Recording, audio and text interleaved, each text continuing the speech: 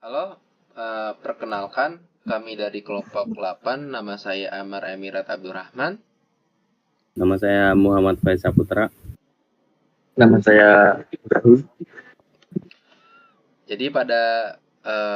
Jadi di sini kami akan mempresentasikan aplikasi buatan kami yang bernama StudyScenes.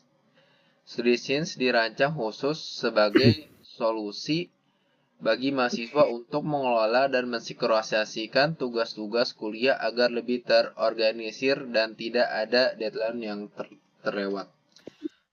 Jadi ini untuk tampilan awal dari StudyScenes ada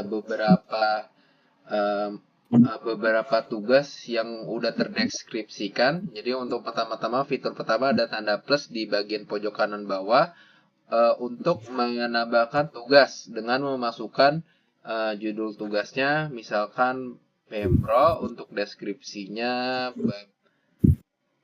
bab 3 tugas, untuk deadline-nya misalkan tanggal 16. Dan selanjutnya ada bagian kategori.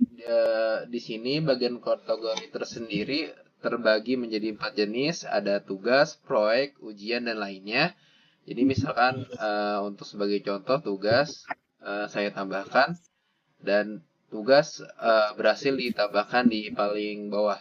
Nah, jadi di sini juga mahasiswa bisa untuk memindahkan tugas ke bagian progres jika mahasiswa ingin mengerjakan tugas tersebut.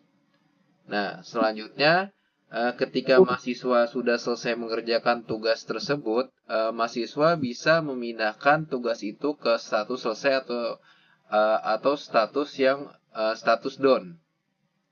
Nah, di sini sudah ada jadi Pemro-nya di paling bawah udah satu selesai, atau enggak ada revisi di tugas tertentu, mahasiswa bisa memindahkan tugasnya ke status to do atau belum selesai.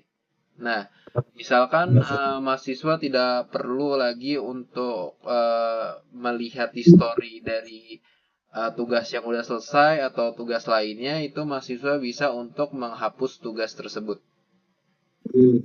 Oke, baik. Selanjutnya untuk bagian kalender akan disampaikan oleh Mas Faiz.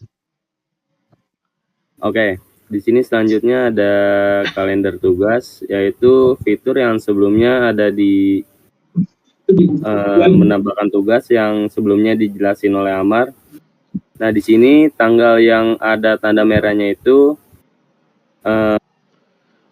deadline yang sudah ditambahkan sebelumnya. Di sini ada deadline analisis sistem, jaringan, DLL. Nah, di bagian kanannya itu ada fitur share atau bisa di share ke grup misalnya. Nah, di sini ada kelihatan. Jadi itu yang di-share tugas kelompok analisis sistem, terus ada statusnya, lalu deadline-nya. Oke, balik lagi. Selanjutnya akan dilanjutkan oleh Ibrahim. Yes, terima kasih Mas Faiz. Untuk menu yang terakhir adalah menu grup. Nah, di sini